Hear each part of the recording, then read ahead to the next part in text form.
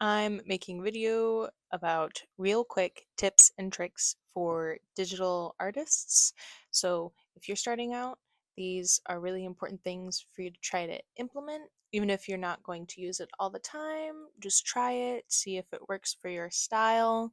Because these are things that I really wish I knew when I first got my iPad and started drawing digitally. Also, I'm aware that my microphone isn't the best. It's kind of all I have right now.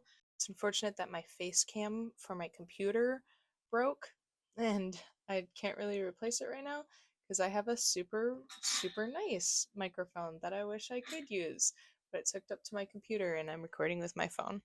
So, this is how all the best YouTubers start. For this demonstration, I'm actually starting from line art and then finishing, but I don't actually have a sketch for that. We're just going to whip something up super duper fast.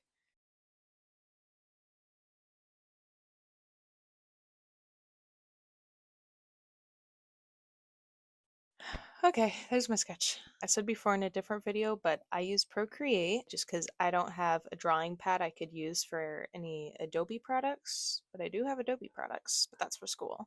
I use an iPad, but a lot of the things I'm telling you is interchangeable no matter what program that you use. We're going to start with doing the liner, and this is my first tip that I think is really important to at least try to implement, especially when you have a more cartoony style like me. So when I'm doing line art, first off, if you have Procreate, I use the syrup brush. This is something I talked about in my process video where I went over my process, how I make my comics. And the tip is that you should have darker line art on more shaded areas and then thinner line art on places that are more lighted. I'll show right here as we're drawing these star glasses. A lot of times my characters overlap with their hair, like their eyes or their eyebrows will overlap with their hair. But usually, if something's overlapping with their hair, I like to make it thinner or to show that the hair is in front of whatever it is. So as you can tell, what's up here is a little thinner than what's down here because this is below the hair. I hope that makes sense. What else I'm going to do, so this right here is just a little hair swoop like the character's bangs. I'm going to darken it up because this is a more shaded area. So I'm darkening it up just like that. A little smile. So what I do always is just below the chin, I add a very thick swoop. And you'll see this in a lot of other people's character styles. I feel like it's very common because that obviously there's a very thin difference between the chin and the neck right there. And that thick line really accentuates it. Another tip, and this has nothing to do with digital art, this is just art in general, you get smoother lines when you give yourself more area of movement as opposed to just moving your wrist around. When you have more area of motion, it's easier to do those swoops and whatnot. And I also like to do it in very quick motions. Granted, it is part of my style, it's how I draw, but it's also that is a technique people use to get smoother lines. Thing and just a quick movement. So just places that are darker, I make it thicker. Obviously, it's a lot easier to do that once your sketch layer is off. There you go. There's my line art. Like I said, the first tip is just the shaded areas make thicker versus unshaded areas you make a lot thicker, like or thinner, like all right there. And then places that overlap right there and there. So then the next trick, this is something I talked about also when I did my comic process video. And this is something that's specific to Procreate, but I'm sure that no matter what program you use, there's some way to get around and do this. So when I click the layer, it's called layer 2. I hit reference.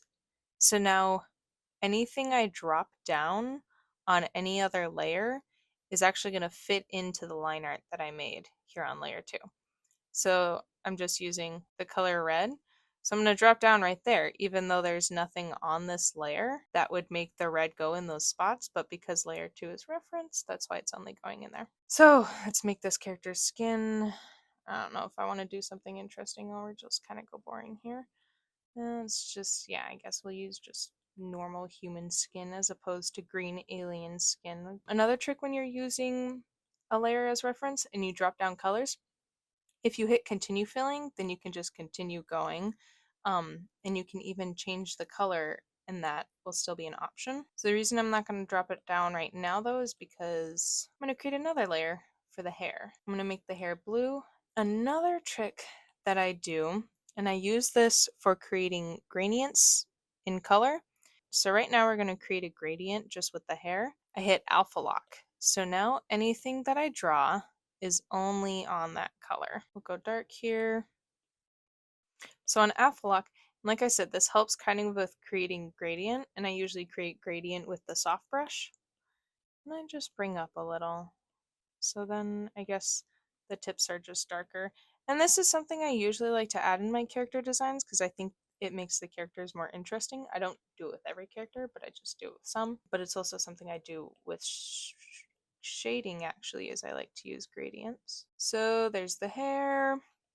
Now also on my skin layer, I'm going to hit alpha lock and I'll create some very subtle blush for my character. So using that alpha layer is super helpful for things like gradient, but then also line art, which we'll do in just a moment here. So the glasses, let's make them, I don't know. I guess that looks fine. Maybe we'll go with green. Now something I'm going to do though also is I'm going to make this green, this green. I'm going to lower the opacity so that you can just vaguely see it so that it looks like it's under the hair, but maybe the hair is just thin enough to see kind of what's going on under there. Before I color my liner, I like to do my shading first. So I went over thick and thin liner, I went over the drop color, the alpha lock, now my shading. And these are things that I went over for my comic process video, but I'm kind of creating these in just a shorter video that's easier to watch, I think. So I always go with black, and then over here where it says N, that's on normal. But if I go down to soft light, then I get just the shade I want for shading, which is just a darker, more saturated version of the color that it's on top. If you don't have this option, another thing you can do, we'll just keep it on normal. Just select the color you want, or the color that you're shading over. And then literally what I do is just diagonal line down, and I'll make it a little more red. And then there's my shading. But because I have the option to use soft light, then that's what I'm going to do. Now, when I click the soft light layer, I'm going to hit clipping mask. So this kind of does the same thing that the alpha lock layer does. Now anything that I draw is only on the layer that's below it. So we use black, and again, when I shade, I like to use a soft gradient in some areas, and then I'll go to using the same brush I used for my line art and shade. And then just shading general area. Shading I can't say much about just because I'm not a professional illustrator and I haven't taken many classes to be able to say what exactly how to shade. But shading is just as easy as thinking like, okay, well if the light comes from up this way, then if this object is over this object, then there's shading. You know what I mean? That's a poor explanation, but I'm sure you can find a shading video out there on YouTube if you really don't know how to shade. This soft light trick, it doesn't work on more saturated colors. As you can tell, this is very subtle, but it'll work over here still. So maybe we'll go like that. I like the way that looks. For my line art layer, I'm gonna hit alpha lock so that anything I draw is just on it. And when I color my liner, I usually go to the shaded color and I go even darker than that. Pretty dark than that. And that's how I do the line art. And I'm usually very careful about which line art I color and don't color. But sometimes I like to get a little messy and just put it wherever because that looks fun too, and it's always good to experiment. So when it's skin on skin, I'll color the line art versus right here where it's skin to hair. I wouldn't really color it just because I don't like the way it looks, but that's all up to preference. I noticed I didn't really like how light the color was, so I changed it with the ears and under the nose.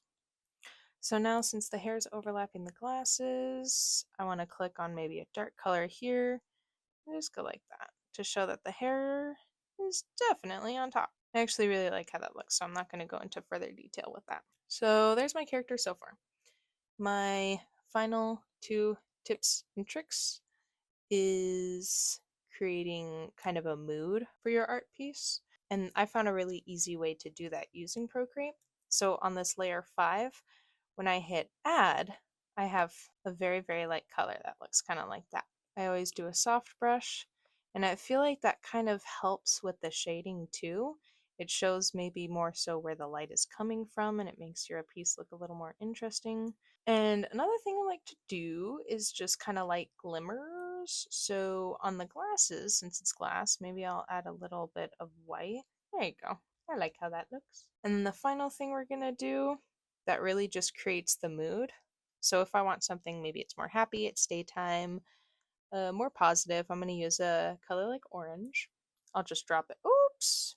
I have to take off reference first before I drop down a color. When I hit normal, I just go through and I experiment with what this color looks like on the character depending on where I am. So I kind of like how it looks with color, so maybe I can turn it down a little like that. But it's just, these are just ways to make your art pieces look a lot more interesting.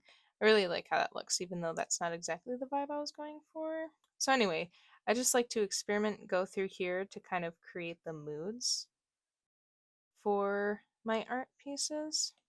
And then of course I lower the opacity because that's not what I was going for the way it looks now. So lower the opacity for that. I'm going to just really quick show some examples of what that looks like on actual full pieces. So if I go over to my comic, which obviously I'm going to go to my comic to show the example. So see on this page, it's rainy, even though the hair doesn't look wet, but it's supposed to be rainy. I added these 3 layers, 6, 7, and 8. They all help create the mood. So see if I take it off, that's just the plain colors that I just colored with. But then when I put it on, it looks a whole lot more interesting and it draws the reader into the mood that I'm trying to convey and also builds up the environment. So especially I use that like when it's nighttime, just to show that it's nighttime or that it's dark or whatever it might be. Those are my tricks. So if you are a digital artist and you don't already do these things, I'd say give it a try on whatever you do and whatever you draw.